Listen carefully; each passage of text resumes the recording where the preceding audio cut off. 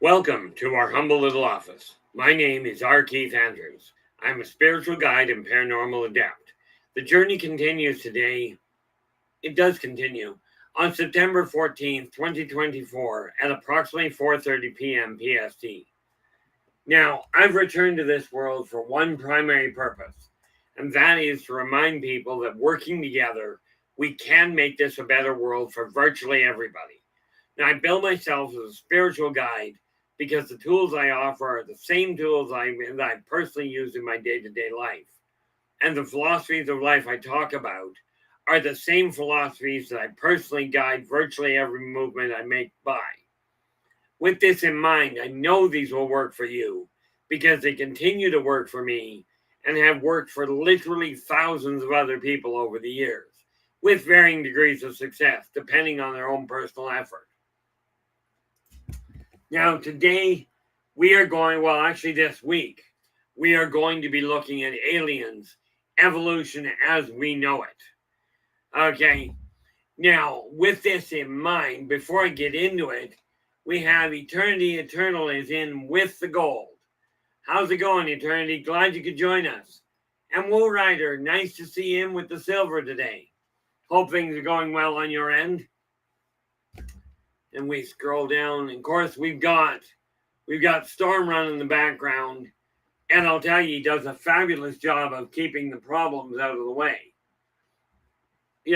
So thank you very much for that, Storm. And LA Moon, hopefully things are going smoothly on your end.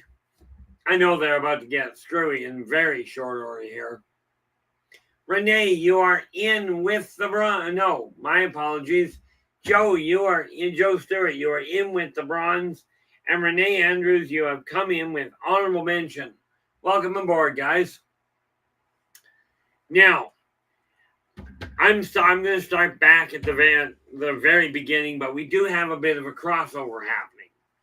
Okay. The reality of it is this.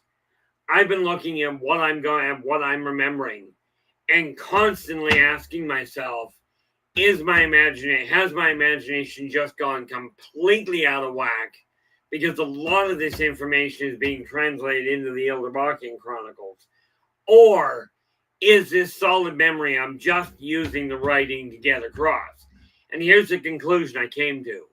With the amount of corroboration that I've had from other people's experiences, both laymen and so-called professionals alike, I've got to go with the idea the memory is solid. Now, this is where it gets a little screwy. Right off the bat, there are two thoughts. Okay. There are two thoughts they're running for people on a regular basis.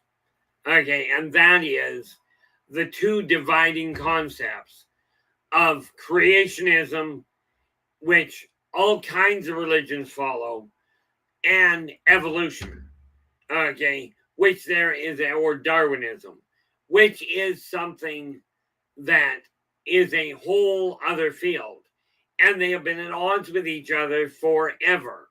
Rachel, how you doing? Glad you could join us. Now, here's the neat little part about all of this. What would you do if I told you the two are compatible? The reality behind it is literally a mesh between the two. And yes, we will get into that. There are a number of topics. I'm just going to list off what we're looking at to start with. Okay, because we're going to look at that side of it. Whoop, not that one. This one. We're going to look at that. We're also going to touch on a couple of sciences that are intriguing, to say the least, at least in my way of thinking. Oh, Rachel, thank you so much. Renee, a very happy birthday. Thank you so much for sharing this part of it with us. Hopefully your day is going well.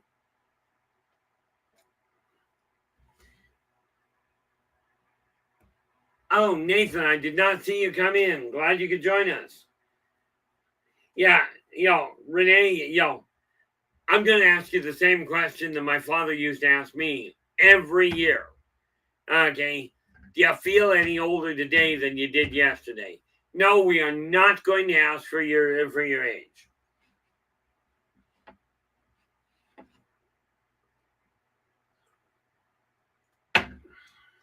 But take a look at, if we take a look at the whole idea of creationism and Darwinism, and all of a sudden, it's really, from my standpoint, it's rather fascinating. But I found a link between the two. Now, if we take a look at creation, and if you just look at the statistics, if you will, okay, what we can quantify, take a look at the configuration of the single cell in the human body and the layout of what goes on there compared to the layout of what goes on in the universe at large. The similarities are way too closely cut. Okay, Chad, how you doing? Glad you could join us. But the similarities are, once you get into it, they're virtually undeniable. Okay, but here's the reality behind what I've seen. Okay, we go back to, and we're going to go back to that neat little piece of information. There was a theory proposed in 1927 by George Lemaitre, okay, that proposed that the world started, that this reality started with a Big Bang. Okay, now take a look at what happened. If it was just that kind of an explosion. Oh, what do we got? Renee goes, I had a brunch of waffles, eggs, and bacon. Yum.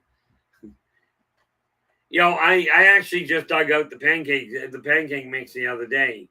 I haven't used it yet, but I found a couple of boxes of it, so I should probably look into it.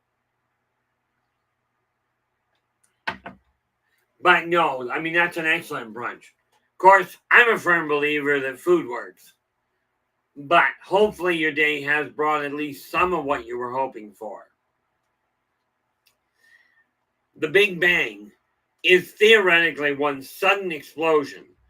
What I've seen in my life is it's an ongoing process. Now, here's the kicker to it. If we take a look at the concept of the Big Bang, if it was just that volatile, it wouldn't have the odds of it turning out identical maps in cell structure and the universe. The odds of it evolving in that fashion are a little limited, to say the least. So, what I got looking at was a couple of things that science has uncovered. Number one is the black hole. Now, originally people thought that the black hole, when I say people, I mean scientists, thought that the black hole only took stuff in. But science in the last 15, 20 years has discovered, coming out of the black hole, a small stream of particulate matter. So what is going on? If you think back into the 70s, there was a neat little ornament that we had. And this is where I came up with the term flip. Okay. There was a neat little toy. You remember the lava lamps. Well, this was an evolutionary or a modification on it, where it was a little box and you'd have a layer of oil and a layer of water. When you flipped it over, the oil would float to the surface while the water was coming down. Okay. This is the way that the theoretical Big Bang happens, because it pulls it all into multiple black holes and then spits out the individually subquantum particulates into our real time.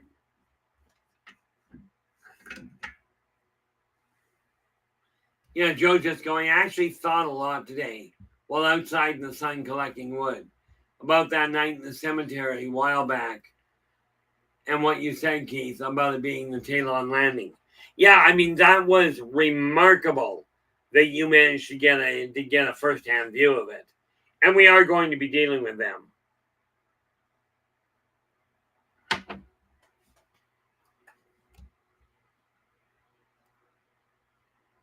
There you go, Renee. Renee's just letting us know that the remodeling of her basement bathroom was finished yesterday. She goes, that was a nice birthday gift, even if I had to pay for it.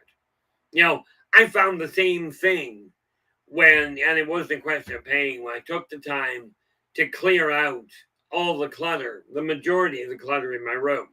Most of what you see now belongs here. When you look at the Big Bang,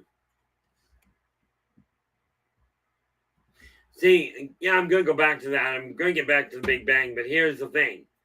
The one thing I will tell people, doesn't matter what your income comes from. The first thing that I really strongly recommend, and I do this myself, okay, as with most tools, when you get a paycheck, the first thing you do before you deal with rent, food, anything, take 1% off the top. That 1%, we are talking 1 penny on the dollar. Okay, that gets put in your pocket. That 1 penny on the dollar goes to paying you. And the reason you do that is because of the fact that it changes the feel of the incoming money from I'm working to pay my bills to I'm working and paying my bills. The impact is phenomenal. Don't take my word for it. Try it yourself. When we look at the Big Bang, okay, the matter goes into the black hole.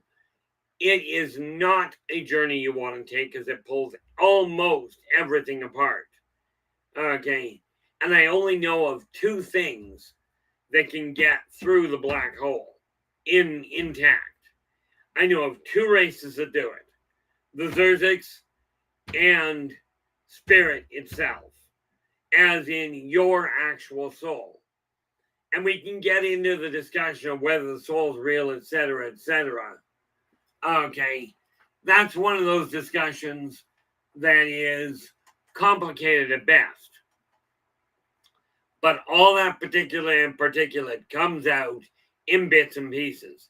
Now, here's the crossover. When you take a higher entity that can operate on the subquantum level, okay, some of these particulates will simply gravitate towards each other. Now, we're told that space is completely empty. So we go into basic science to disprove that. Okay, now, basic science tells you the smallest atom is a hydrogen atom with 1 atom and of course, the body of it being, we're told, is a proton, a neutron, and an electron surrounding it. I'm telling you, science is missing this, or if they're not passing it on. There's a 3rd component in there. Okay, you got your proton, your neutron, and all the stuff in between it. Now, science tells you hydrogen is the smallest atom. Okay, with 1 electron. The core with an electron going around it. But it also tells you that electrons will leave the atom at random intervals. Okay, and they'll connect to another atom. Now, I realize this is a little technical and we'll get on to the fun stuff in just a moment. Okay, when a hydrogen atom loses an electron, that atom itself just simply becomes what I call a null atom. Okay, it's got no electrons. Because when that electron connects with another hydrogen atom, the hydrogen atom now has 2 electrons. We are now working with helium. But everything in between are the null atoms. This is the empty space. Now, of course, we're told that the physical world is literally, the physical world is solid. Okay, But basic science shows you that the solid objects are not solid. There's space between the atoms. Now, I mentioned there are two things that come through. The soul will come through. Net result, the Akashic records that track where your soul is. What were you in a past life? Okay. Now, the one race that I know of that comes through consistently is the Zerziks. Okay. Intriguingly enough, they came through from the last rendition. Net result, they're also the people that run. And if you, I don't know if you can do this, if you can do this or not, there, Storm. But if you want to show people what a Zerzik is, that would be appreciated. I don't know if you can with the new system yet. But the Zerziks, because they come through the chute, they handle the Akashic records. Now, some people are able to access the Akashic records. You may not recall how at this point, but if you don't, talk to people that are proven to be able to. Okay.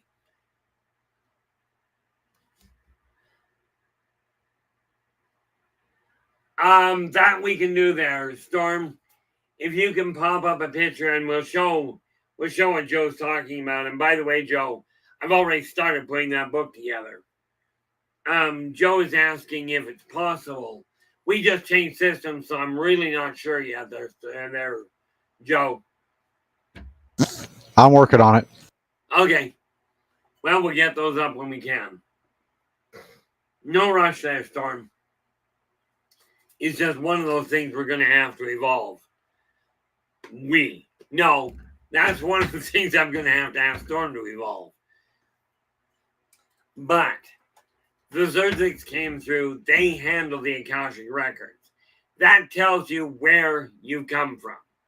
Okay. In my case, I remember so many in my past lives that I am starting to document them in a big way and trying to track them down. But if you're really interested in it, it is a sidetrack that you can go down. I do encourage you to really focus on this lifetime. This is the one in the here and now that you can do a lot with. Okay, because let's face it, what the Zerziks did was they came in and went, okay, we're going to start keeping a solid track. Yeah, LA's just going new system, new skills. And it's going to take us some time. So they said, okay, let's set up the Akashic records. Okay, now here's the kicker. I remember a lifetime as a Zerziks, okay, ages back, like several flips ago. So I understand the information system they're working with on a first-hand basis. Okay. These guys turn, Nina, how you doing? Glad you could join us. And again, guys, if you've got a question that you do desire an answer to, I don't really care what the field. Ask. But do me a favor and put the questions in all caps so I can actually find them. Needless to say, my eyes don't work as well as I'd like, but they are improving. Now, when you take that matter coming through, spirits come along and then some of them can actually handle the physical matter. So they take the bits and pieces and start building. Okay. Now, I've talked to you before about the Kabora. Now, there is our Talon. These are the people that Joe Stewart had landed in the cemetery behind him. Okay. Phenomenal encounter. Normally, the Talon don't get seen touching ground. I do have one of the books I'm working on and am currently pushing to complete is a little book. A little book this size.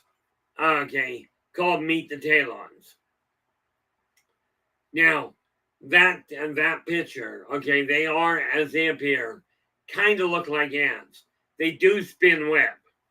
Now, these books, as they come available, all of them are available at the link at the top of the page called Buy Me a Coffee. Okay. The meat the whatever are going to be the same size. $20 Canadian anywhere in the world. Almost. Let's say anywhere where mail is delivered. Okay, is what we're looking at. Now, this is a Xerxes. Okay. And yeah, there's not a whole lot of form there.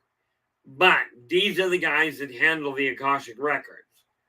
I spent a very long lifetime with these guys that lasted. I honestly don't know how long it lasted. I know I spent 3 years as an adult Xerxes. Okay. Controlling an entire hub. Now, they come through. Now, you take the spirits that are coming through, as in corporeal form gets totally decimated. Okay. Then the soul can come through. Okay. When the soul comes through, some of you will remember how to handle the material world. And you start collecting things to build. There's a natural drive to put things back together. Just like if you walk into a cluttered room, most people have a natural drive to organize things. Maybe not in the way everybody else figures. Okay, so when we take a look at the normal evolution, okay, particulates grow together and evolve into planets and other planets, stars, other heavenly bodies. Okay, this is a natural evolutionary path. It's brought about by standard laws of physics, way beyond what humans know. Yeah, Joe goes, now that experience I had a while back at night happened in March, so it was cold out. Is it possible the Talon will come back a second time? I believe, Joe, I would put that more as probable. Okay. But I will still caution you. Going out to their site, you don't go out to the graveyard anyway. But going out to their site may not be the best thing. William, how we doing? Glad you could join us. Now, the standard laws of physics, and mankind does not understand physics yet. Okay. But, and yeah, that's a good way to put it. William goes, God smart. Now, here's the kicker. It will evolve naturally, as in pieces draw together. Because understand something about gravity. Gravity is a push. It is not a pull. Because you have the gravitonic impact or draw to everything. Or more to the point, the push towards everything connecting. It's all interconnected. Okay. Now, the neat part there is you take a soul that goes, I desire to create something. And they start deliberately collecting bits and pieces and forming them into a ball. Okay. This is why when we look at planets, every planet out there, it has come about one way or the other. Some are created. And by the way, before anybody jumps on that, we are not looking at this from a standpoint of which is right. Okay, this is a question of I figured out how to actually explain how they exist together. Okay. William, yes, there is such a thing as alien and fishmen, mermen, whalon. There are a number of different species, and we're going to get to a lot of them. Okay, but we're making changes as we go along because the reality is there are a lot of distractions out there, and we have to start looking at what we've got to work with. Well, I guess technically we don't. But now I've mentioned the idea of the Caboran. Okay. And I forgot the name offhand, so I'm going to have to go track it down again.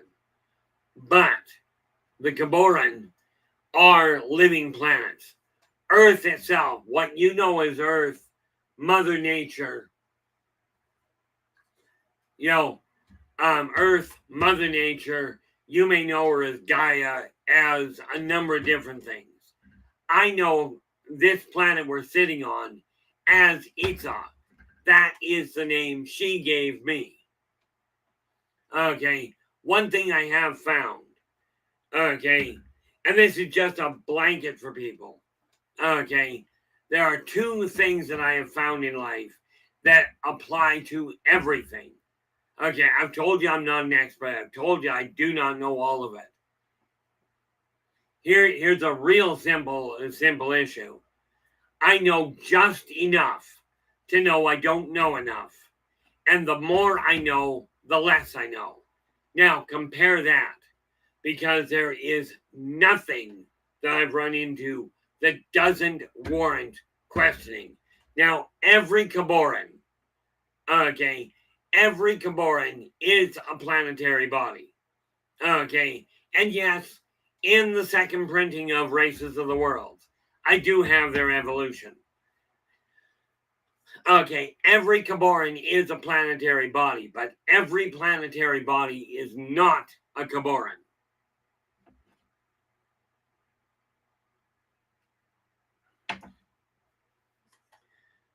Now, just a heads up for those of you listening in, I don't see Nathan doing this much, but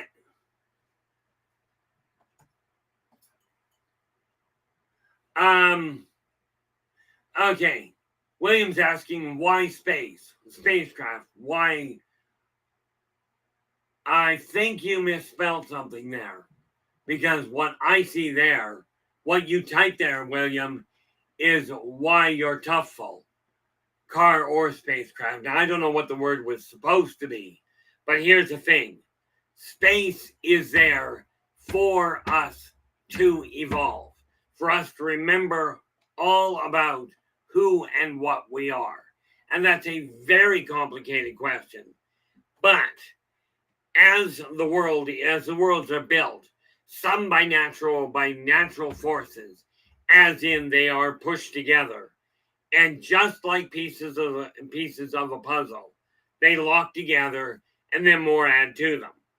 Okay, building some natural pockets, evolving as they go along. When you get a spirit involved, okay, the spirit takes that same formulae and goes, okay, I'm looking for these pieces.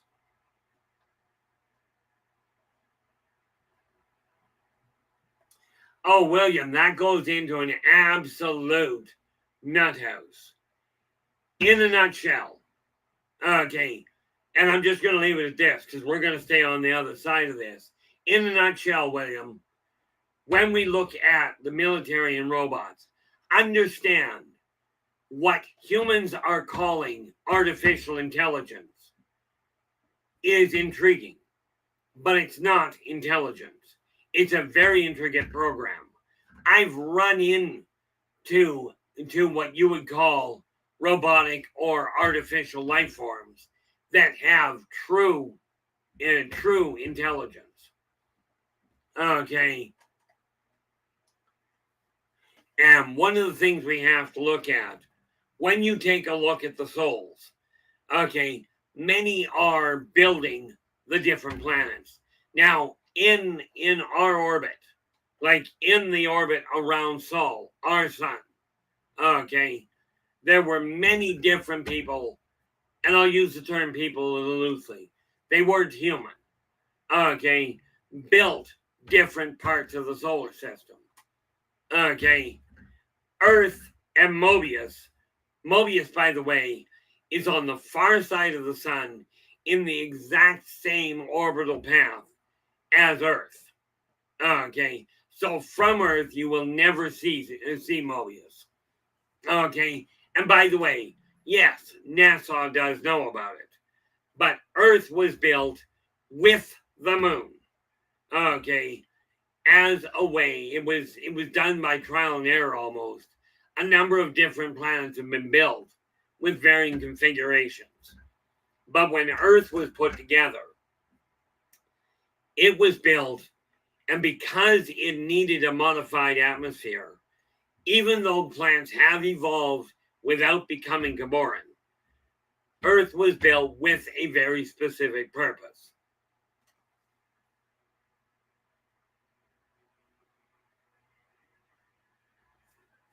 William, you're walking a dangerous path. Okay. So I've already talked to me. How you doing? Glad you could join. Glad you could join us. And yes, Earth was built. Okay. Modern science cannot prove this yet. Okay. It cannot prove it yet, but yes, literally, I remember watching it be built.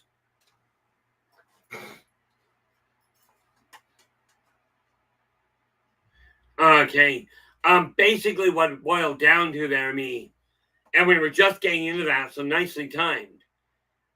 It was built, a specific spirit came along and went, I'm going to build a place where spirits can literally come here to experience the corporeal world with limited senses. Understanding as spirit, as soul, we can do a staggering amount, and the corporeal body, the one you live in now, can do the same thing.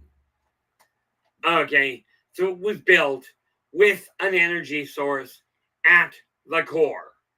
And you're going to love this one. For lack of a better way of putting it, that energy source came from Saul. Just a tiny little speck trapped inside, and then a whole pile of catacombs as it got built.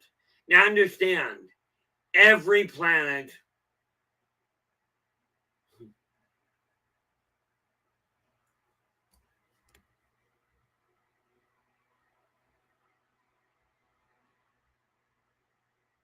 intriguing. I love people who do that. As a planet, okay, and modern science has figured this out. Okay, just by natural evolution, just by the course of the Earth traveling through the cosmos. Okay, it is growing. I believe, if I remember the report correctly, I believe Earth is growing in diameter by about a millimeter a year. Okay, now, ultimately that means only half a millimeter, but when you're looking at the diameter, obviously you have to double it. Okay, so the planet is continuing to grow. It'll be a while before it explodes. Okay, but it was built with that in mind. Now, why put the moon there? And yes, the moon wasn't drawn into orbit. I don't know what modern science is going to say. Okay, thank you very much for that, Storm. Do appreciate that. And LA Moon. Guys, this is literally why they sit in the background.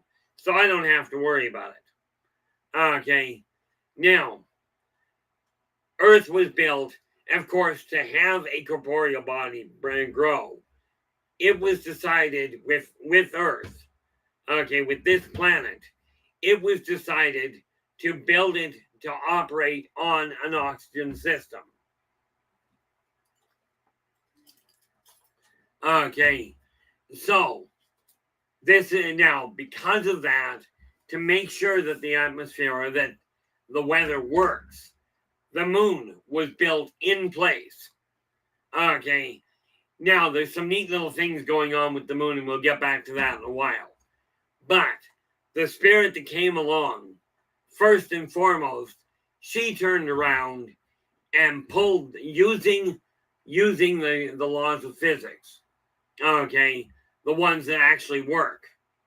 And rest assured, Humans only have a minimal understanding. But she came along and started building the core. Then another one came along. One female, one male. This is why on Earth, 99% of the population here are dual gender. Well, not dual gender. I was going to say bigender, but that's not right. That's the wrong word. But there are two genders in almost every species on Earth. Some will swap genders mid-stride, but they go from one to the other. Just like when Earth itself was built. Okay, the female organized it. Oddly enough, humans, the females are the ones that laid out and that have literally, and check your own information. Okay, do your own research. My understanding, my memories say women were the ones that designed society. They designed the superstructure of society. Man, the male spirit that joined her, turned around and added different life forms. Okay, and set things up for growth. Okay, now even with mankind,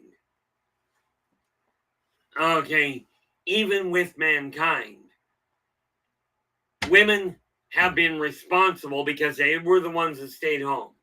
They were responsible for figuring out what was necessary for housing, what was necessary for medical. I know there's you guys out there that go, no, we were all responsible. Bad news. Men took control, certainly, and much more importantly, took credit for a lot of it. But women designed the civilization, the healing, they developed most of the sciences. Men just got it in their head that literally they were responsible. They did it all because they protected everything. And that is man's job. That is the male's job in most cases. Now, yes, there are some women out there. I know a couple. You don't want to tick these people off. They don't need a male to step up and protect them. I know some that'll just clean the clock to everybody in the house at the same time. Okay, they're also known as MMA fighters. But when the planet was built, everything was set up. Now, if we take a look at how everything came about, and it's a long drawn out process, but we're going to jump ahead a little. Okay, you've got the planet. We've got different races that are already here. And rest assured, non-human races got here before humans were ever put together, before they were ever created. And yes, again, now here's the kicker, guys. Two big factors. Okay, factor one. This series of novels, okay, the Elderbachian Chronicles. Oh, what do we got here? I just got to move that for half a second, so let's see.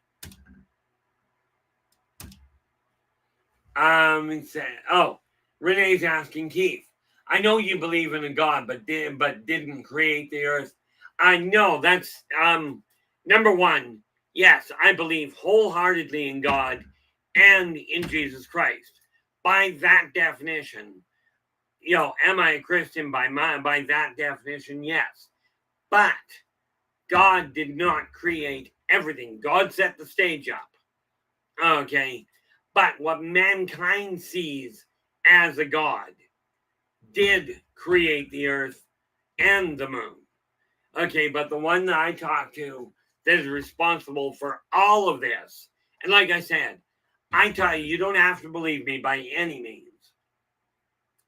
Okay, but the God that actually set the stage for all of this to occur, that God even told me, and I always held this a long time ago, but I've had a conversation with him some time back, and we'll call it him. Okay, because I don't feel like going him, her, it, that, whatever. Okay, same as I call him God because I'm lazy. 3 letters, 1 syllable, the word works. But he laid the basic rules out. He laid the possibilities out.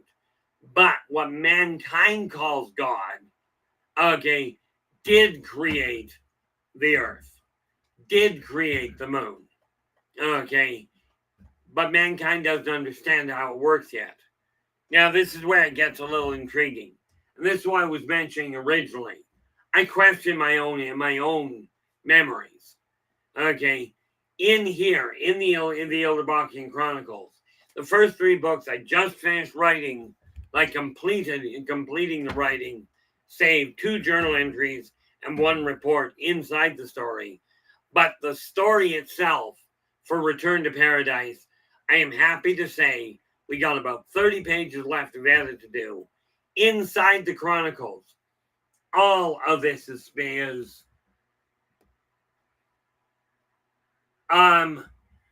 that's the funny thing, me. And we're not going down that rabbit hole too terribly far.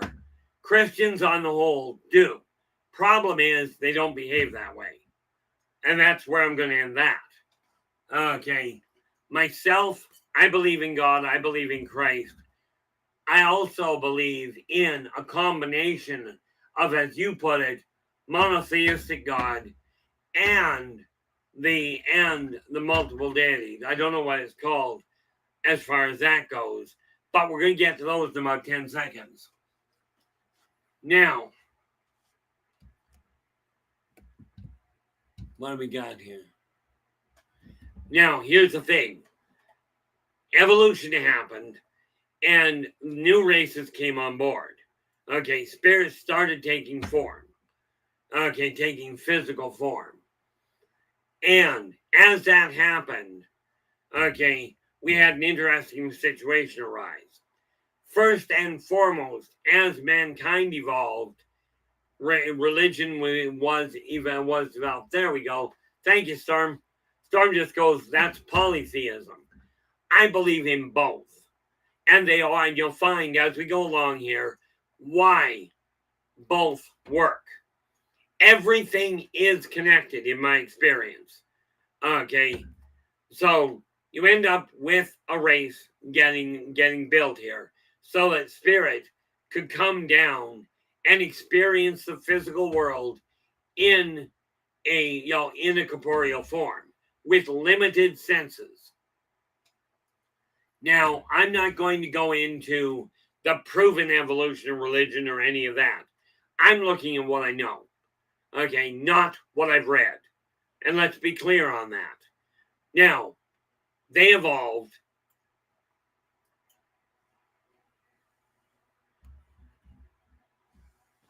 I won't argue that. LA is just letting us know. There's a couple of Christian religions that embrace God and Goddess as well as Christ. All of it is connected. After mankind came into the world, and understand again, mankind was created on earth as you've been taught in your various religions. Mankind was created from the earth, from the ground that you're standing on. But there's some things that have been misled. But we're not going to go into those. We'll go to this one. After they came into play, okay, there was a neat little race, an alien race that showed up. I know them as the Ennead. Okay, they showed up at the beginning of the Egyptian Empire. Okay, when they showed up, mankind was nowhere near capable of dealing with that side of things. They couldn't comprehend it at all. So when the Ennead showed up, all of a sudden man turns around and goes, "You guys are gods." And they looked at it and went, "Bonus. So, since you're telling us we're gods, we're going to run with that and we're going to tell you what to do." They guided the Ennead, if you will, pantheon, the Egyptian pantheon, taught humans, guided humans to build a staggering empire. Okay, and if you look at the Eniod people, some are humanoid, some are human. They look human. Some are therianthropes. They look like an animal. Not the least of which would be Anubis and Bast. Okay, they came in. They said, "Okay, you've called us gods. We're going to be gods, and we're going to guide you on the way." Now they did what they could, but you got to realize the Eniod are not strictly peace loving. Okay, but you take yourself, okay, put a lighter in your hand and go to the Congolesian jungle and run into an aborigine there, into a pygmy, or go to the Australian outback with a Bic lighter. Conceal the Bic lighter, and you just go hocus pocus as you're flicking it, and you've all of a sudden got a flame in your hand. You, by primitive definition, are a god. Okay, now it tells you there's all kinds of ways of looking at that, but the Eniod came in and went, "Great, no problem. You want to call us gods? Here's what you need to do to make your civilization work." Their mind was in the right place, as in, let's help you stabilize your own civilization. Because the women were the softer race, they were more emotionally based. They could grasp what the Eniod were telling them. Net result, again, they stepped up and started working on civilization rules. Mankind were created as a protector. Okay, so understand, I said protector, not controller. Okay, the male was built stronger on the whole, stronger and more resilient where it comes to dealing with physical stresses. Women were taught to be more healing in nature. So the Eniod came in and went, "Here we go. Here's what you've got to do to get your world to work. Let's simply bring it into balance and show you how to get along." And that was ultimately their intention. Mankind decided, okay, and I do mean the males in this case, turned around and went, the women are telling us we have to do this. Men came up with the idea of slavery. Okay, and no, you don't have to believe me. Do your own research. Ask the necessary questions. So, men decided that slavery was a great idea. They've been doing it for a while anyway. Even with the Eniod in place, men went, we'll get a whole pile of slaves and get them to do the work we're being told to do. Okay, now, time goes on, and in comes the consortium, and we'll get back to them in a little while. The governing body of all of the races, of at least 2,500 member species arrived in the area. Now, they weren't here to stay at that point. They came in and looked at the Eniod and went, "Guys, knock, knock, you're not gods. Go. You're going to walk away from this. You're not going to continue to control these people. Thanks for giving them a heads up, but it's time for them to evolve." So the Eniod departed, and the Egyptian empire collapsed. The Eniod had guided people, and man had taken it and warped it a little further into what turned into a civilization-ending conflict. Okay, so you go into a little bit of a downtime. The slaves break away, and all of a sudden now you've got all these people that have always been doing what they've been told. Okay, until one guy come along, and it only takes one. Okay, the thing you got to remember, and I saw this depicted really well in a three-stage depiction. Great big long line of people lay down, down their hands and knees, bowing to one guy at the top. Okay, then you end up with some of the one guy standing up. He stands up. He looks at the one at the top, at the front of the line. The guy at the front of the line is going, do this. This one guy said, it's not the only option. Next frame, it shows more people standing up. Okay, they're going, we don't have to do exactly what we're told that way. Okay, in the third frame, there's a whole pile of people standing up and only one guy trying to say this is what we do. It's an ebb and flow. One person starts a process happening. It picks up speed, gets to a certain point, and then somewhere down the line, you get the same thing happening all over again. Well, the Big Bang happens the same way. Okay, so the Ennead moved on. Then they turned around. Okay, then a long time goes on. Mankind carries on striving to build its own way, but it's caught up in its own wars. In this idea of, I know better than you do, so do what I say. They developed this idea of might is right. Okay, now in come the Gaddafi. Okay, oh, I have forgotten one little issue. Before the Ennead got here, the Reticulans arrived. Okay, the Reticulans arrived. Those are what you know as the Gray. Okay, but they're scientists. So they come into the area and they start taking samples and start experimenting and dissecting and doing what they do best. Scientific research.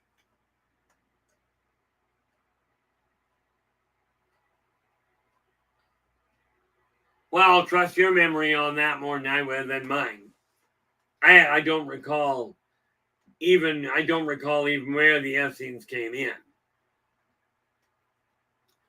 Okay. Oh, I did forget one little thing, but the Reticulans came in, and yes, I am in the middle of writing a small booklet called Meet the Reticulans. That I'm aware of, there are at least 15 different races of Reticulans, just like there are 8 or 10 different races of humans. Okay, but the Greys came in, then the Ennead came in. Now bear in mind, the Reticulans did not come to control anything. They came to research. The Ennead show up, and when the consortium arrived, it goes, guys, you're not gods. Go. So the Ennead pulled out, leaving a gap. Oh, LA says they're the ones considered to be those that buried the Dead Sea Scrolls. Now, as the saying goes, nature abhors a vacuum. So, when the Ennead left, sometime thereafter, the Gaddafi stumbled across here. Okay, and when the Gaddafi arrived, that doesn't surprise me at all, LA. LA Moon is saying there's still some small sects of them here alive today. When the Gaddafi arrived, you know them as the Nords. Okay. And the reason you know them as the Nords. Okay. The reason they're known as the Nords is because they took on the attire of the Nordic people. But when the Gaddafi got here, again, humans looked at them and went, oh, you're so much more powerful than us. You're gods. But in the Gaddafi standpoint, they went, okay, we're gods. Great. So you're going to come and take care of us. Okay. You're going to worship us. Bear in mind, the Gaddafi have an ecosystem bigger than man's. Okay. But they are a tiered society as well. So they came in, and you get all the Norse gods, the Greek gods, the Roman gods. They're all the same people, different names, just like you may be called a friend, a brother, a friend, a relative, maybe you're a stranger, maybe you're a policeman, whatever your title.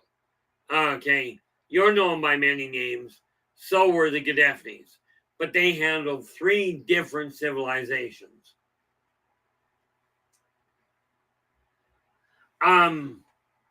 Honestly, I'm not 100% certain. I know Aleister Crowley is. That scares me. LA, please tell me I left that book of magic by Aleister Crowley behind.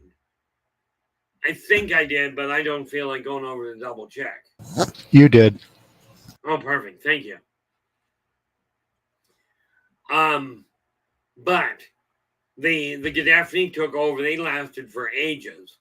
And then the consortium showed up in town again, in the area, and went, Gaddafi, you're not gods.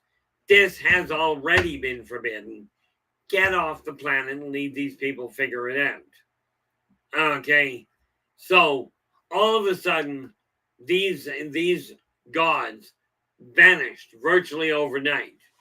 Now, yes, there are undoubtedly still some people on Earth that worship them, probably in tiny little hidden places, but they turned around and were told to vacate. Okay, and there's a whole lot more that goes through that. I'm just giving you the basics. Okay. There we go.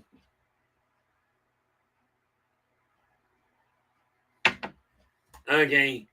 Then along comes one individual, and many had done it before.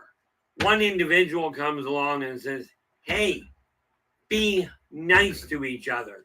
He never claimed to be the God. He just simply said, be nice to each other. Get along. Okay. Net result, we have modern religion. But needless to say, what we have today, whether you want to call it monotheism or not, that's up to you. What we have today is a shattered concept. Okay. But now it's time to rein it in. Okay. And we have a wonderful little opportunity here whereby literally the same reason I came back here. Okay. Working together, we can make this a better world for virtually everybody. Okay. And rest assured, when I tell you that, this does not mean I've got the only answers. Matter of fact, I'm still working on so many, it's insane. Well, no, it really isn't. Well, maybe it is. But, like I said, when I said alien evolution as we know it, this is how they've come along. Now, the reticulans have been here all along. Okay, since they found Earth, since they came across it in its infancy. And understand, when I am talking about its infancy, I am talking about the reticulans seeing it as it was first being built. They didn't come onto the planet at that point, because that would have been a bad idea. Okay, but they have been keeping tabs on it ever since. Now, once the planet was built, and once the first race was put together, the first set of corporeal forms, okay, which mythology, as twisted as it sounds, what do we got here? As twisted as it sounds, what you know is mythology, much of it are alien races or ancient races. The difference being, alien races are from off-planet, ancient races evolved here. Now, here's the neat little part. Once there's a step I missed in there, somewhere along the line. Oh, that's because they arrived before. I missed one race that came in. Now, you're going to be really wonderfully challenged to accept this one. But at the time primitive man was running around, okay, things happened on Earth. Okay, things happen in the growth process of Esau, of Gaia, of Earth, whatever name you want to put on it. Okay, as you know, if you study science at all, oxygen levels climbed. Okay, the oxygen levels climbed and things got bigger. Plants, animal, and people. And you'll love this one. But the Anunnaki were humans that evolved beyond. Me, I will have to take your word on that one. I did not honestly read the Lovecraft stories. And I didn't talk to my brother about it, and he read all of them. Right. It just wasn't one of the things I was watching. But the Anunnaki were human. But like with other things, humans at that time evolved. As they evolved, their brains evolved. They ended up building with the assistance of others. They didn't have the technology here. But there were races that were coming here.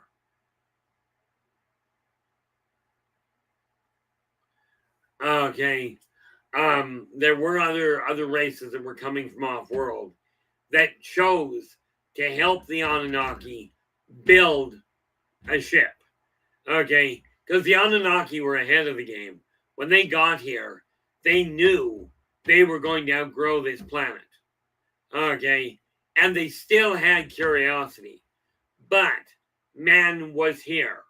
So, of course, this is why you get the people looking at the giants and going, these were gods. They were. By human definition, they still are.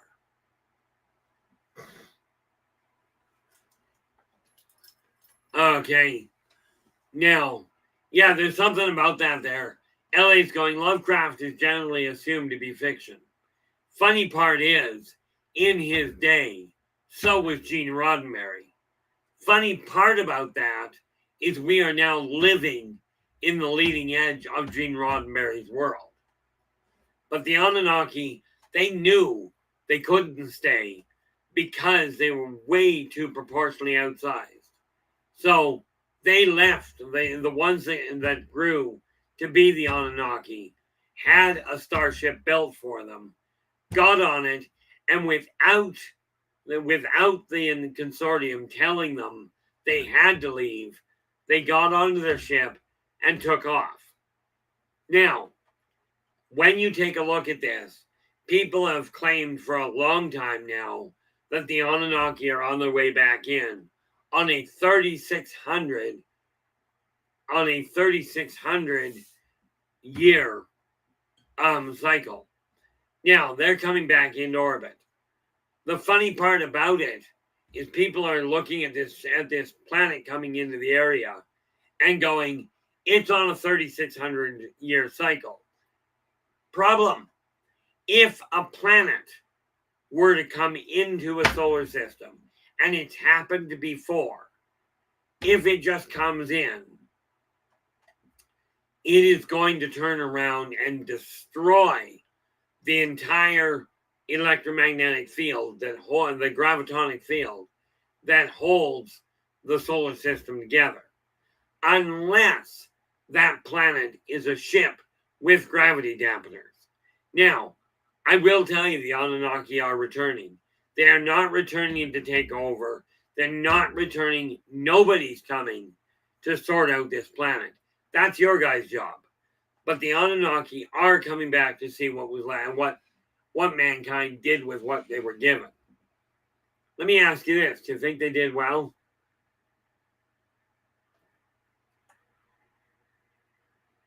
I gotta ask. I'm presuming the Unicron is from the Transformers show. You are correct. That is the planet-sized transformer that tried to consume Cybertron itself. And in the later movies, in fact, some of the more recent movies, Unicron came to Earth to destroy Earth. So Ultimately, it fits. And I do appreciate that. You know, the Transformer movies, I personally like. Okay. Fortunately, the planet coming back in isn't Unicron itself. But I will tell you, and this is going to sound way more twisted than you might think, that when you take a look, let's just see. Oops. I don't know if I've got the name in this one. I had to go looking for some. This is Races of the Worlds. Okay, and again, any of the books here that I've written are available through the Buy Me a Coffee link at the top of the page, at the top of the stream. Where are we?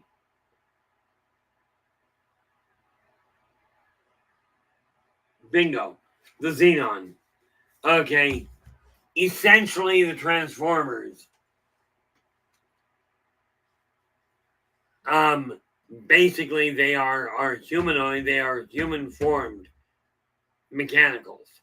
Okay, that would be the Transformers. But understand, they are based on bioorganisms. Joe's just adding here, being the empath I am, very big crowds of people really don't interest me. No problem. You know, the funny thing there, Joe, when I go out to a restaurant, there's one I go to, seats about 100 people. If I get more than 25 in there, I'm gone. You know, I don't deal with crowds well at all. And that is quite common to empaths. You know, so when we take a look at the Anunnaki, they left voluntarily. Okay, they did guide humans, but they never said, oh, you think there were gods. They went, well, of course you're going to think we're gods. You come up to our ankle, right? So they did help. No, not the Xenon, the Xenon.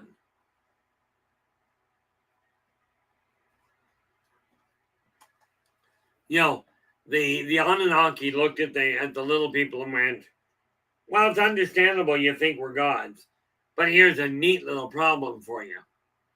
If we don't get off here, you're going to be fitting on the bottom of our shoe. Not what we're aiming for.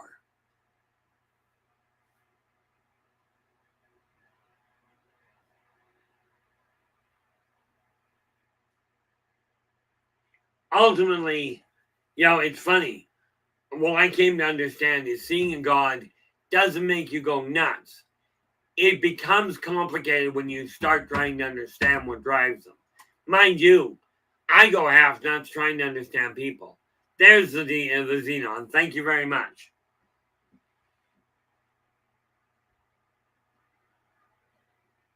Now, the neat thing is, these guys, the Xenon, utilize bioorganisms that have evolved as a template. And here's the thing we got to realize. This is the race that the Teklek were actually coming here to protect themselves from. But the Anunnaki simply said, of course you think we're gods. We're not better than you. We're bigger than you. Okay. Thankfully, the Anunnaki did not develop the idea that humans did. Might is right. I'm stronger than you. Therefore, I'm the one in control. The Anunnaki simply went, okay, well, this is a new run. Let's try something different. Okay. Mankind is now reawakening some of those abilities that they've been shown by various different races. Some of you have figured out how to utilize them. Hence the term empath. The ability to physically feel what other people in proximity feel. In my case, I feel the planet itself, planets, animals, aliens, ancient races, plants, you name it, I pull a whole 9 yards. Okay, this does not make me better. This simply makes me different. And every single one of you is different and unique in your own way. Okay, But the thing that we've been taught is fear everything. Kids are not born, kids in any race are not born greedy. Some are born violent. Some races are. And we'll get into some of those. Okay, right now, I'm just laying the groundwork. And the next few days, well, until Tuesday, we're going to be looking at a number of different roads that have gone down. But humans have been taught, you've taught yourselves, really, that might is right. And some of you took that to heart. Some of you, the majority of you, thankfully, did not. Okay, so here we have races all over the place that are coming and going. The consortium is now in the area, making sure that Earth has the chance, that humans have the chance to evolve and to develop quite literally. They are being given the opportunity to evolve and join the consortium. And that neat little world that Gene Roddenberry laid out decades back, I just about said centuries, and realistically, we're getting close. Okay, we are now living in the starting edge of that. Okay, but the consortium is here to not quarantine the planet.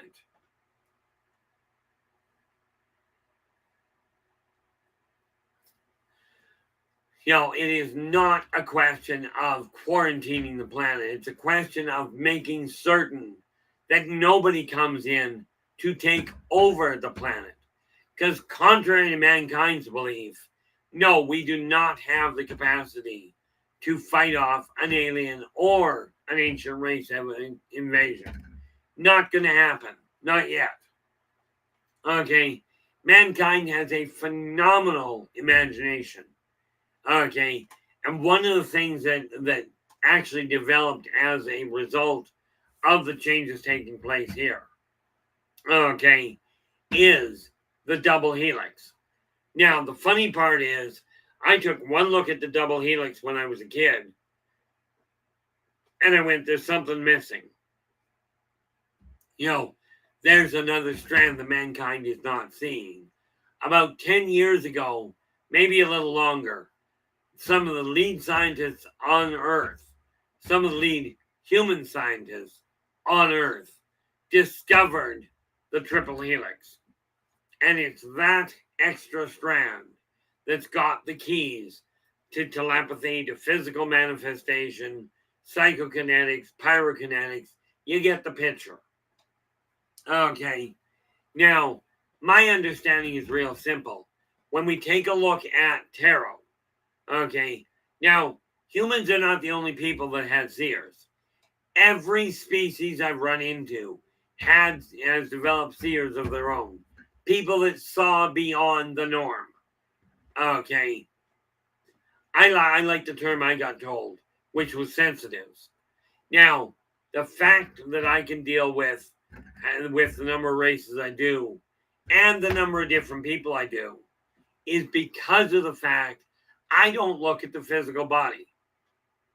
I mean, I do, don't get me wrong. Okay. But on Earth, I see only two genders and a third sporadic. Okay. But that's all I see in any of the corporeal forms on Earth.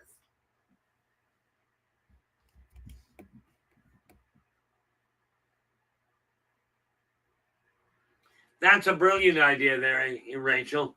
Rachel's just going, I generally, and she literally wrote in, I generally do a lot of breathing out and keep my aura close to my body when I go out.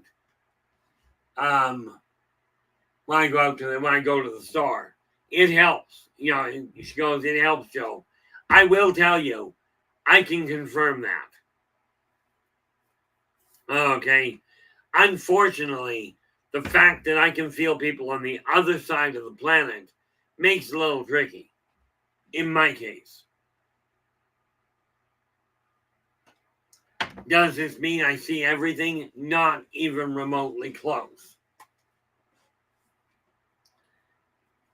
By the way, Storm, those little banners that you're putting up, muchly appreciated.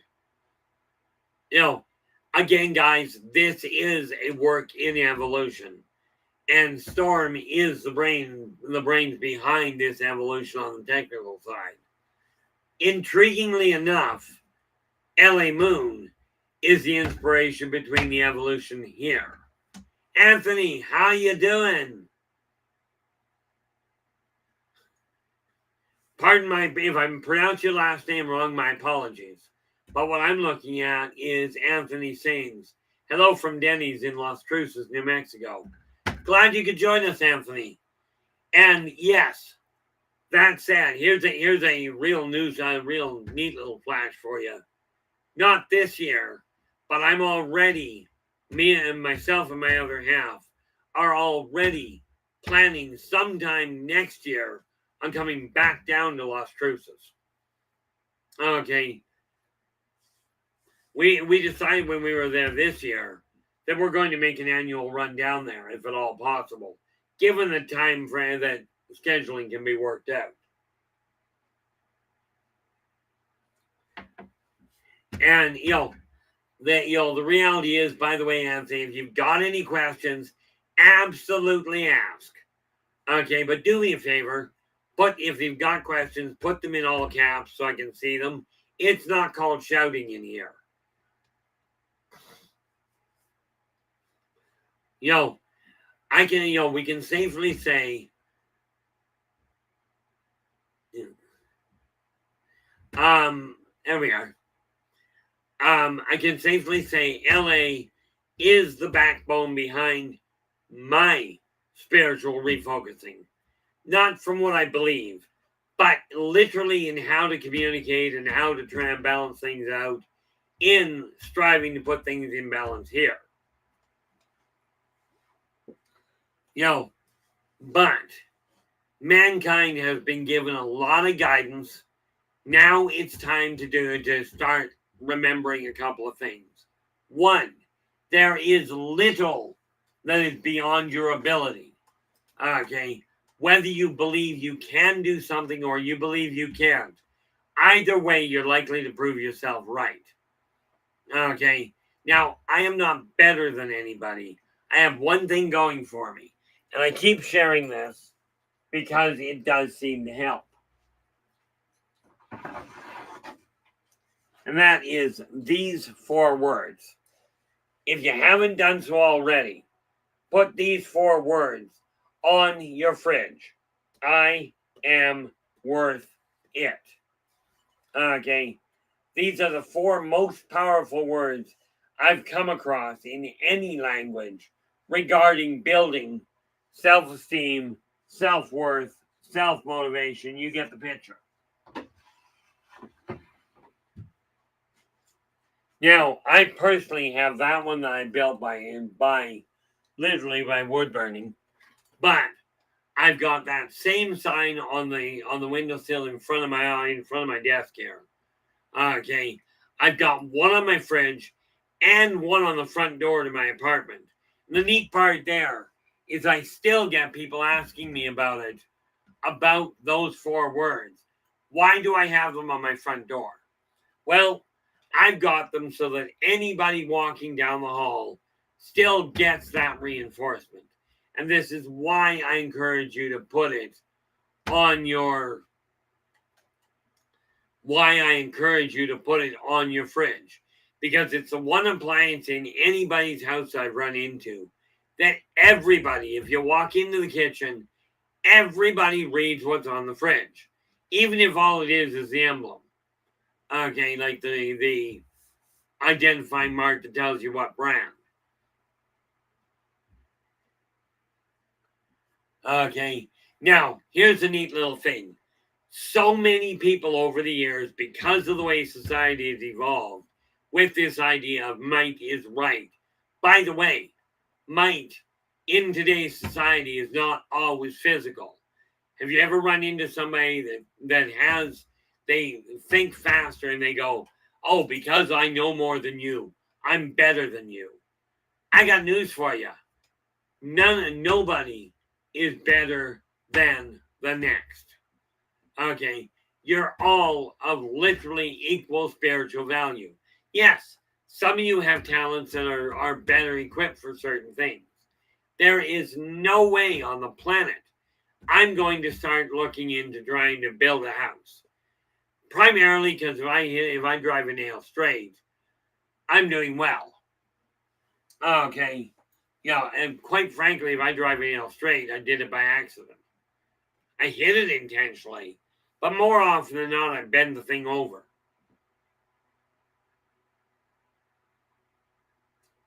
Now, and this, yeah, Ellie Moon has just posted, our new program creates a mirror effect. I am worth it.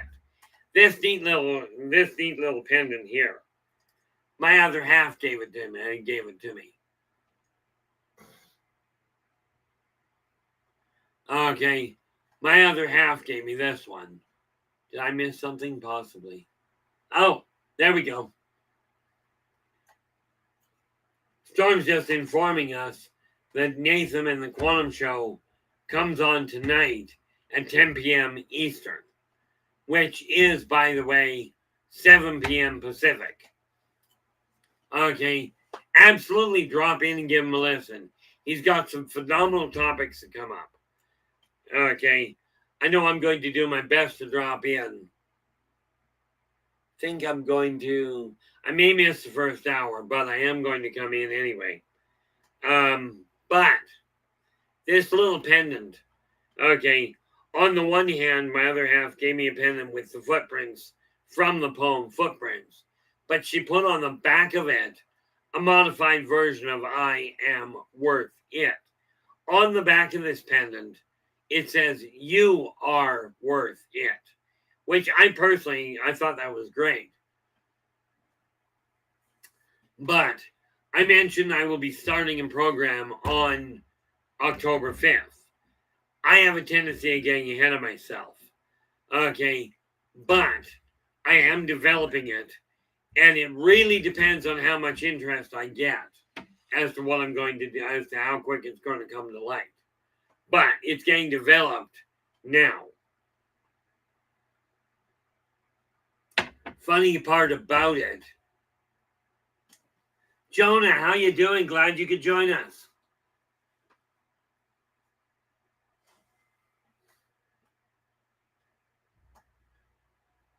And look at that. We now have 7 watching, at least according to what I'm looking at. Jonah come in and says 6 watching and 634 subscribers. You know, from my way of looking, that's a bonus. Yeah, you know, Joe, I found if I'm working at a festival or at a big event, like for instance, speaking at a conference, I can do that without a problem. It's if I'm not working that I get overloaded. Now, the neat part about it is this. Okay, when we are looking at what we've got available now, it's pretty cut and dried. We currently have the opportunity for all of us to reclaim power over our own life. When I'm dealing with off-worlders, ancient races, different races of humans, whether you're black, red, green, yellow, don't actually know of any humans that are green colored. Not true. I dealt with one where her leg was completely green. Of course, it had gone gangrene and they were going to cut it off. You know, not a great option for her. So we worked with her, didn't quite save the entire leg. She lost a toe. But when I met her, her leg was green halfway up the shin. And they were looking at cutting the leg off.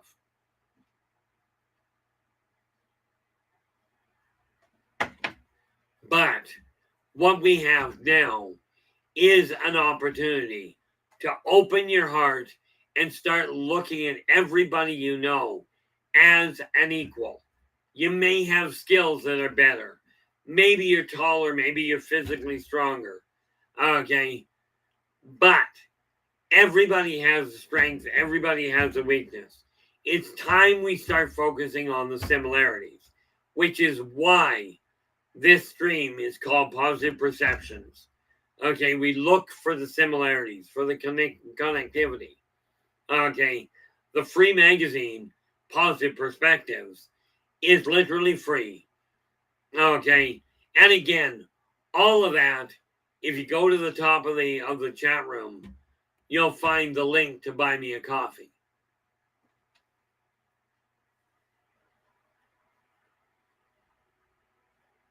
Oh, yeah, we had. You would have loved it. Storm says, I had a classmate in high school that we called the Elf. He had green tint to his skin and upturned eyes. You were probably looking at the least at a half-breed, I'm going to have to find the name for it. I don't have it right offhand. But you were probably looking at a half-breed, what in gaming terms is called a wood elf. Okay, they are real. And yes, in the second printing, and I don't have it open right now, in the second printing, I do have a list of all of those. And I am putting a book together. Again, it'll be this side called Meet the Elephant that breaks down all of those. Okay. There was a kid I went to school with. We called him Lizard Lips. Okay. And the reason being, he was pale skinned. Why doesn't that surprise me, Storm? Storm says he's actually an RPG designer. Not a shock. No, we had a guy that looked like a lizard without the tail. But he had absolutely ribbon thin lips, what looked like tiny scales. And when he ran, he'd take his hands, clench them into little fists. He'd pull them back, pop his chest out, his head would come back a little, and he would run like a bat. Okay, through the woods. Head never moved. He would run dead straight. Right. And it was just amazing to watch this guy run. There are half-breeds out there. Okay. So what we're looking at is a world that is evolving into what, and I call him a visionary. Okay. Gene Roddenberry, in my eyes, the creator of Star Trek, of the original Star Trek, in my eyes, was a visionary because we are living in the beginning of his world. And now that the half-breeds are starting to surface and the off-worlders are starting to arrive and become public. And by the way, here's a neat thing. About 10 years ago, I was asking questions, and it turned out 10 years ago, in the United States, 62% of people believe that we are being visited, that aliens do exist. Now, to me, this means this funny thing that everybody's waiting for. When are we getting disclosure? If 62% of you already believe, you've already got disclosure. Okay, it's already happened. Kind of a nice little twist. Now, on that note, I'm going to take half moment out and refill my coffee cup.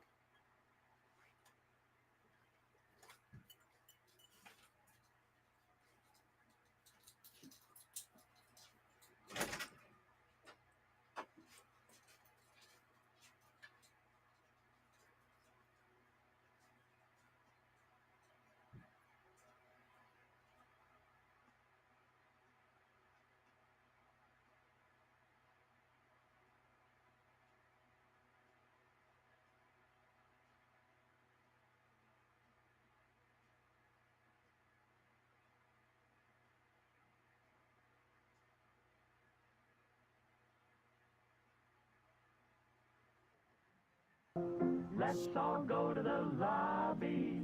Let's all go to the lobby. Let's all go to the lobby to get ourselves a treat.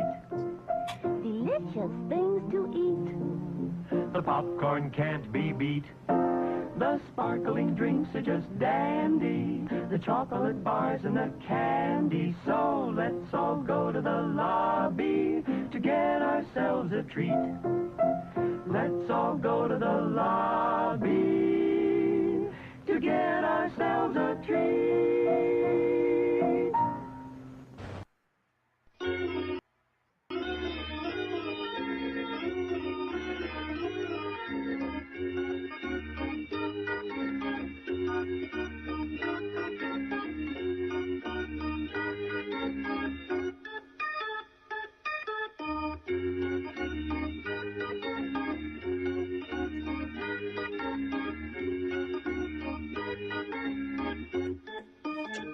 Oh, be out back.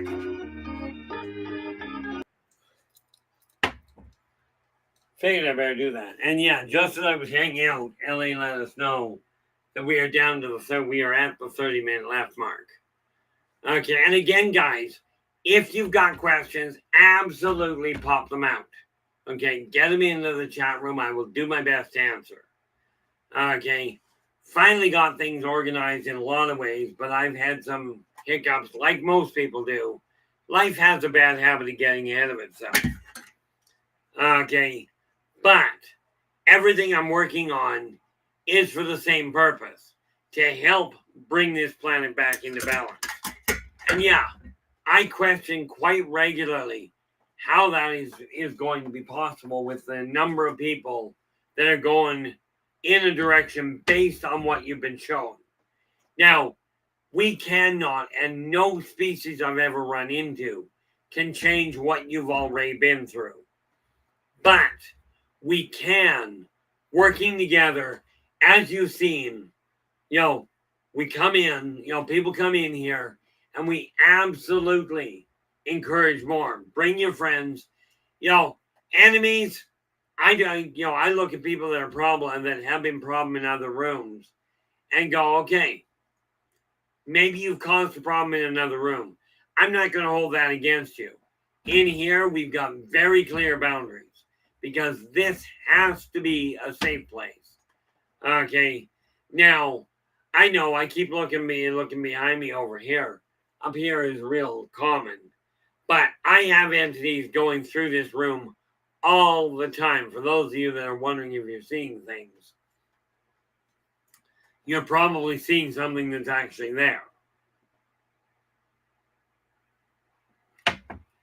But because of the number of books I'm working on writing right now, and the nice part is with the Elder Balking Chronicles, I've now started full composure of the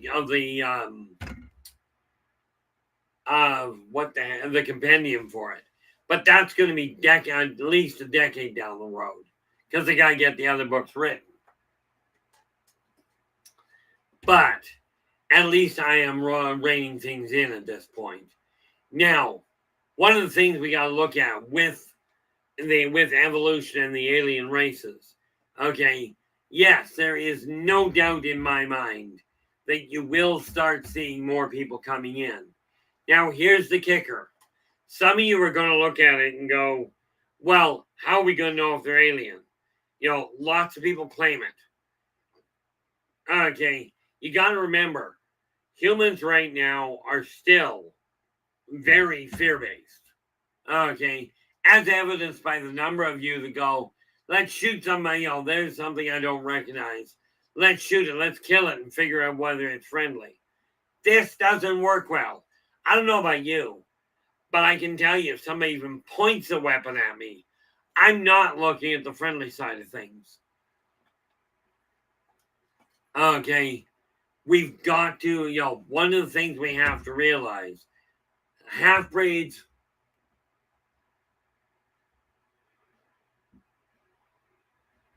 Anthony, that is a phenomenal question. And I'm going to show you two things. And by the way, this is the neat part. Where'd it go? There it is.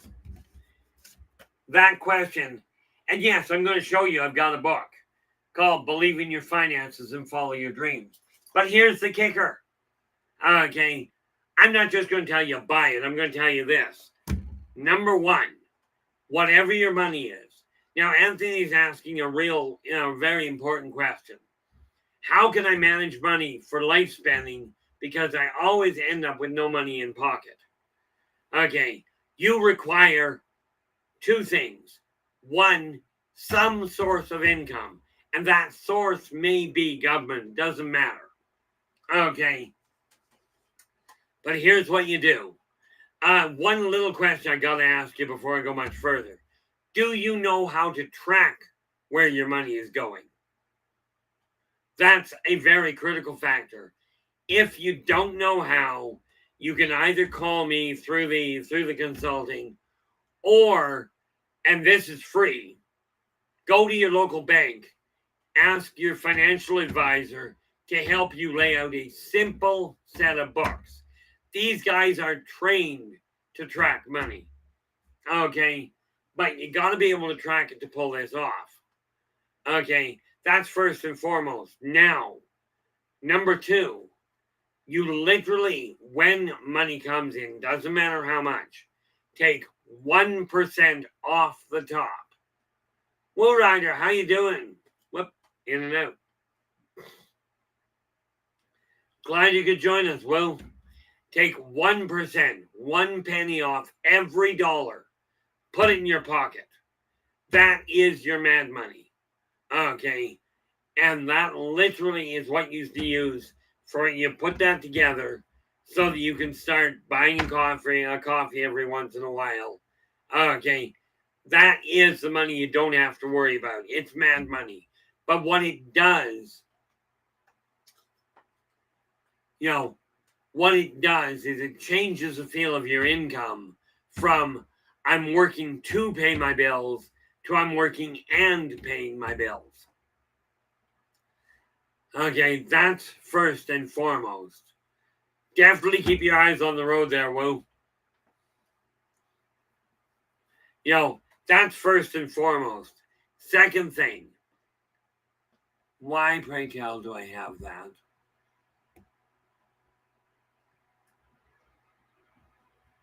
I don't, no, I don't need that up right now. Thank you very much.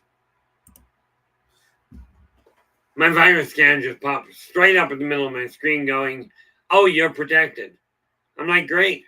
Now, can you move out of the way? That is first and foremost there, Anthony. Second thing you do is don't worry so much about a budget, because budgets on the whole only work if you've got a definitive income. But track where you're spending your money.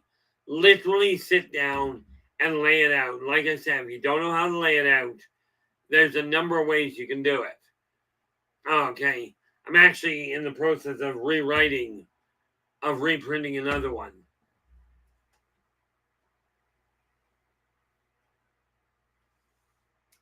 Okay, now you've got $650, which means you've got $1,300 a month. Now, I'm not going to tell you this silly idea of cut back. At $650, okay, with what you've got coming in, your rent is $935, which means you got about $300 a month. Now, I will suggest, because with that kind of an outlay, you're going to have a problem because you don't have the income. But here's the kicker. Okay, it's not a question of cut back. You already do that. You literally take a look at your skills and understand you can generate a higher income. Okay, it's going to take some work. But one thing I will tell you, and one thing I will absolutely tell you, Anthony, with an income, with a debt ratio like that, you're going to have to ultimately find somebody to share your rent with. Okay, because with that, you've only got $1,300. You've only got $465 to pay utilities and keep the food in the house. You've got to get somebody to help with your rent or find a secondary income. Okay, that pays well. And, the sooner you do one of those two, the better off you're going to be. Okay? And there is no easy way to put it. I'm not going to tell you this will tell you how to become a millionaire. I'm not a millionaire. I will be. Okay. Oh, I lied. Boy, did I misread that, Anthony. $650 every 2 weeks. You get $650 a week. You're sitting in phenomenal shape. Boy, did I read that wrong. That's 26. I'm going to put it to you this way, Anthony, because I can't, for obvious reasons, I can't go through a lot of it here. Not in the detail that I read that you require. But at $2,600 a month with $935 for rent, you can be ahead of the game and out of debt, depending on how far you are in debt. I can literally show you that in under half an hour. Okay. And yes, I will tell you wholeheartedly, I only charge $20 every 15 minutes, but that's 20 Canadian. I know exactly how to do this. I'm just not going to pull your finances apart on air for obvious reasons. Number one, I don't think you want me to do that. And by the way, for those of you that are looking at that little problem, here's the neat little kicker. I've gone to financial advisors. They guided me into bankruptcy. I'm not going to tell you go bankrupt. I'm going to tell you it's not necessary in most cases. But here's the real kicker to it. I'm going to show you the same tools I personally use. Okay? And yes, this is one of the courses I'm going to put together, not from the standpoint of, oh, I've got to make $1,000, pay me $1,000 so you can learn how to handle money. You can't afford it. The $1,000, I mean. But can I put you on the right track? Absolutely. There is no doubt in my heart there at all. If you go to the top of the chat line, you'll find a connection to get a hold of me via consulting. Okay.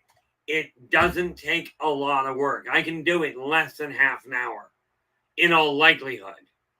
Okay. It's that simple. Because the layout is already sorted out for me. Well, for me, by me is more to the point. But at $2,600, at $2,600 a month, I can run my entire house. And bear in mind, we're at about the same level. You actually make more money than I do. I can run my entire household on $2,500. You're making $26. Okay, but I do have a few advantages, but not a problem there, Anthony. I'm really glad you asked. This is one of those courses that I've got to get up and running because so many people go, oh, I'm a financial advisor. Give me $1,500 or give me $5,000. I'll show you how to make money. This is a load. You don't have to spend that much money to regain power over your own life. Okay. I mean, don't get me wrong. You want to send me $5,000, I'll take it. No problem. But I'm not about to charge it. Now, bear in mind, I've literally been charged in excess of $2,600 an hour. And yes, that's to humans, non-humans, other races. I deal in their stuff. Okay. It's just what I do. What I do, what I am, you call it what you will. But absolutely. Now, here's the neat thing, Anthony. Literally, you're sitting, we're at the middle of the month. Okay. We can put you on track before the end of the month, depending on when you set things up. So we can get you going. No question there at all on my end.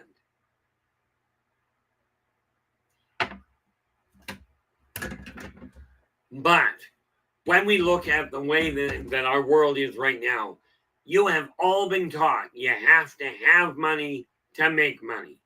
This is wrong. Okay. The fact is, you don't ask me how to become a millionaire yet, because I'm not one. Okay? Talk to somebody that's done it effectively. Okay? Like if I wanted to learn how to build a car when my father was alive, he would have been the one to talk to. Not by me. He tried teaching me. That didn't work so well. But here's the neat little kicker. We have spent, as a species, we've spent the massive majority of our life living in fear, being told, those guys are better than we are. Newsflash. The Anion, the Gadefni, the Anunnaki are an exception.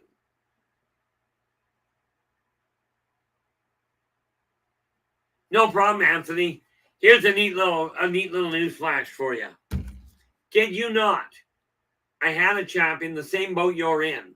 He picked this book up, Believing Your Finances and Follow Your Dreams. 3 months later, he writes me back. He goes, Keith, I could barely make ends meet until I got that book. 3 months later, I managed to refinance. I've managed to finance the purchasing of a vehicle. So you're in literally the same boat that this gentleman was in. Now, understand, I'm not a miracle worker from the standpoint of you're going to have to do the work. Okay. Now, society has lived at a very simple rate. We are afraid. The human race on the whole has been taught to live in fear. Taught. Greed works. Jealousy is fantastic. Anger is a great way to go. And of course, if you don't like it or if you're afraid of it, kill it. Doesn't work that well. You know, basically humans learn to live this way. That which you don't understand, fear. That which you fear, strive to control. That which you cannot control, strive to destroy. And that which you cannot destroy, fear. I'm telling you, fear comes from a lack of understanding, a lack of knowledge, and a lack of experience. Okay, there's very little on the planet I fear, although I do fight depression on a regular basis. Okay, and yes, I do know how to cure it. My problem is there's a lot of problems. But there is no problem as far as getting you on track. I will tell you the odds of you doing it overnight, not great. Okay, but what would you do if I told you that there was something said in the Christian Bible that was absolutely on the money? You know, here's the neat thing. That's my Bible. As you can see, I'm reading it. I'm just over halfway through the Old Testament. I will eventually complete it. But somewhere in the Christian Bible, it tells you God is in everyone. Meaning, okay, and that plus, of course, God made man in God's image, inside and out. This said, you yourself have the ability to not only get along with everybody around you, but co-create the world that you desire in your proximity. And this is literally the backbone of what I'm looking at. We don't require some highly technologically advanced race to tell us how to work, okay, to tell us how to succeed. We already know. And I will tell you, okay, I'm just waiting for it to arrive. I'm starting to learn how to use the abacus again. Okay, the best way I ever heard it put was when I was in school, we called it the KISS method. Keep it simple, stupid. Now, personally, I go with keep it simple, silly. When you can explain something in simple terms, you know you figured it out. Now, when I first tried explaining the OTE drive, the oscillator densification of the thread transformational equipolarity, I tried explaining it to a person with a master's in rocketry and astrophysics. It took me 2 hours to explain it. Okay. And the reason for that is I didn't know how to put it in their terms. Now I can do it in under 5 minutes.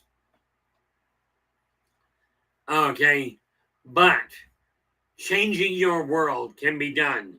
I didn't bring it up this time, but this funny thing here, the list method, okay, works like a charm.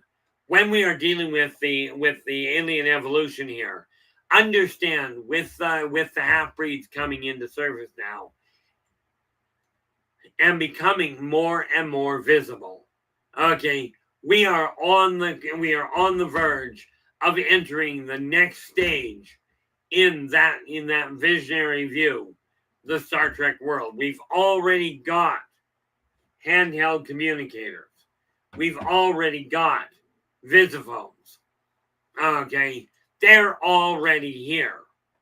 Okay, we haven't got matter transport yet, but we are working on it. Actually, in all fairness, I know they're working on it. I saw the specs on it. Or more to the point, I saw a diagram of it.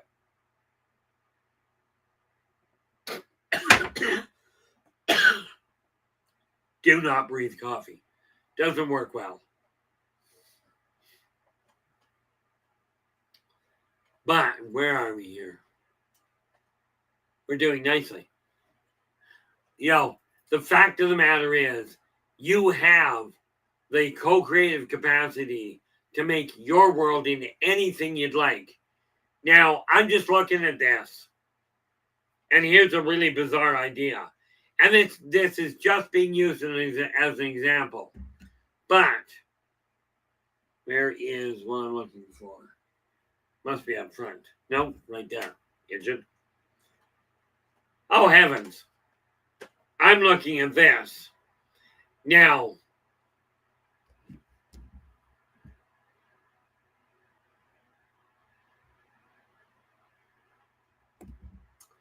I'm looking at that income that you're sitting on, and it literally is a money management problem there, Anthony.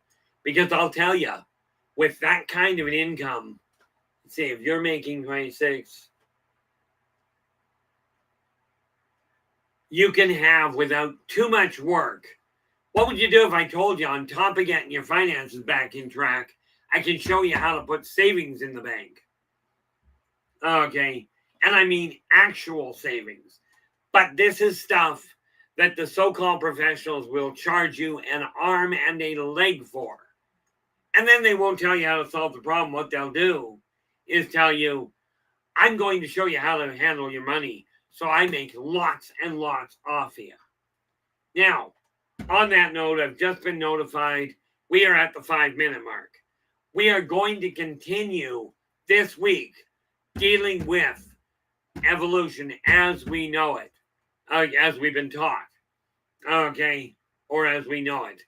We're going to question a whole pile of things and get you back on track. Not a problem there at all, Anthony. I do look forward to hearing from you and helping you land on your feet. That goes for each and every one of you. However, for the time being, as in for tonight, I do want to say thank you so very much for sharing your time with me today. For sharing your time with us.